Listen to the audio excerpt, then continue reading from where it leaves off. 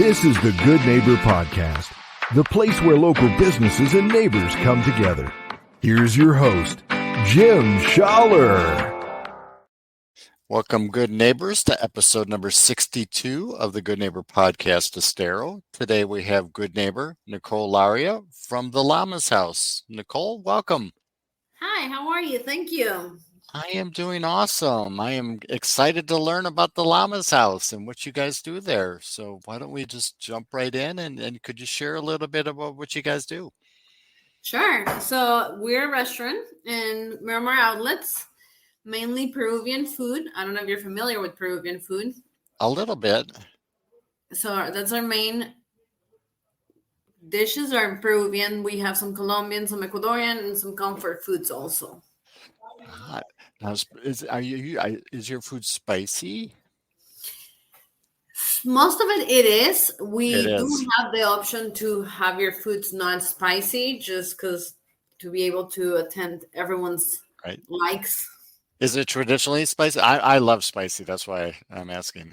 Most of the Peruvian food, yes, is traditionally spicy, and Peruvian people like their food really spicy. So, yeah. We love that. We love that. That is great. You're great. So is this family owned then? It is. It is family owned and locally owned. I've lived in Estero for 22 years now. Wow. Where'd you come from originally? Ecuador. You did. Wow. What brought you to Southwest Florida?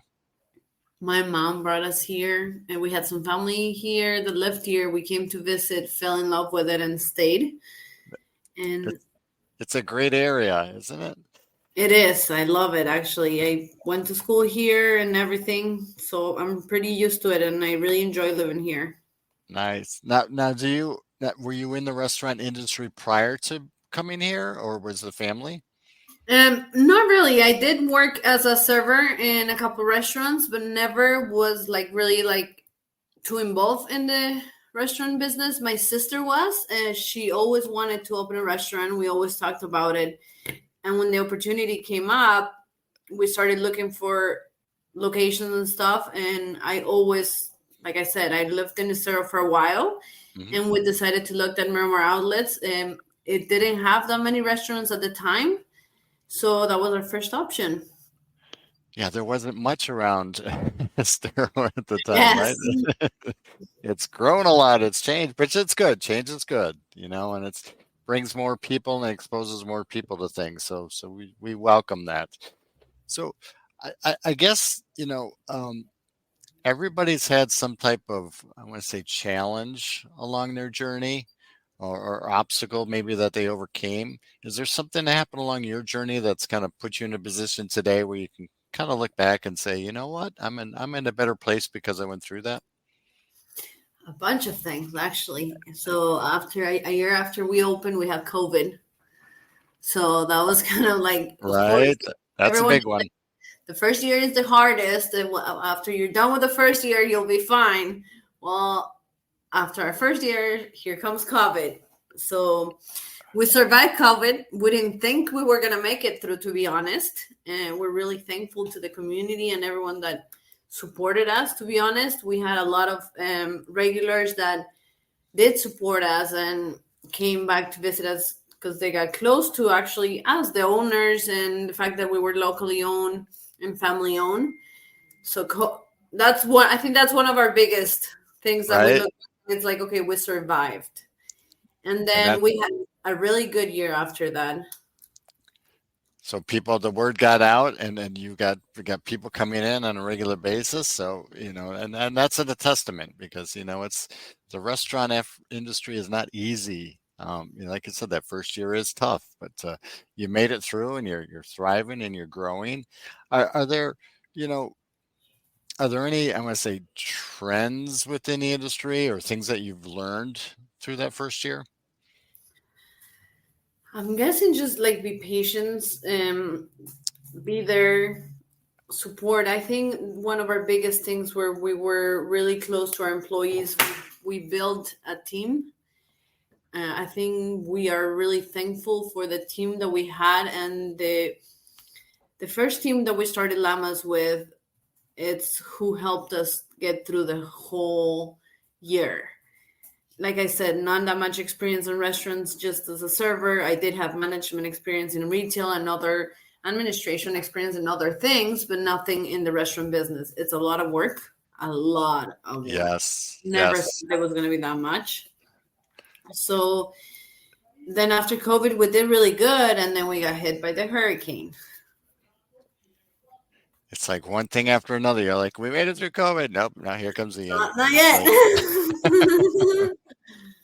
Well, hopefully this year nothing comes along, right? We're hoping smooth sailing this year. Absolutely. I think we're all hoping. All the local businesses around the area are hoping for this. Yes. It seems like people are coming back, so it's a good thing to see. It is. So are there any, I want to say, myths or maybe misconceptions about Peruvian food that we can kind of clear up for our listeners? I think Peruvian food is really known out there, especially for, of course, Spanish people and everything. It's getting well known in the American world too. It's a lot of people think of ceviche as the Peruvian food, and they have a lot more than that. We have it's a lot of a fusion with Asian food and Japanese food. So you have a variety of everything. You have pastas, you have rice dishes, you have ceviches, which is seafood. There's really, really a lot of everything that you can try.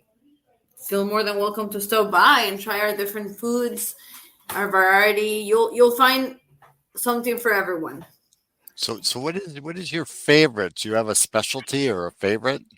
I think my favorite dish out of our restaurant is, well, I have a bunch of them, but my main favorite, I would say, is macho fish, which is a fish fillet with scallops and shrimp with a creamy ají amarillo sauce, which is a sauce from Peru, and it comes with rice. I love ceviche. My favorite ceviche from our restaurant is actually a ceviche that we created out of my nationality, that we brought it from Ecuador.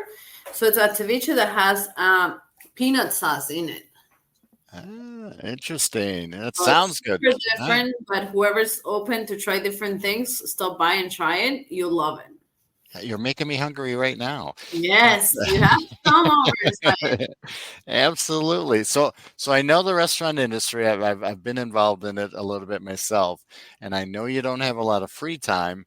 But what do you enjoy doing when you do find some free time? Spend time with my kids. You got how many kids you have? I have 3 kids. 3 kids. Yeah. Younger, getting older. So I have one, a 16-year-old in high school, and 2 little ones, an 8-year-old and a 4-year-old. Wow, that'll keep you busy for sure, right? Oh yeah, so that's my free time. That's where it goes. Right. Well, no better place than family. No, it seems not like at all. you guys are doing some wonderful things over there. Thank you. I appreciate that. Yeah. Is there one thing maybe our listeners don't know about the Llamas House that maybe that they should? I think I have spoken a lot of it and tell you a lot of it.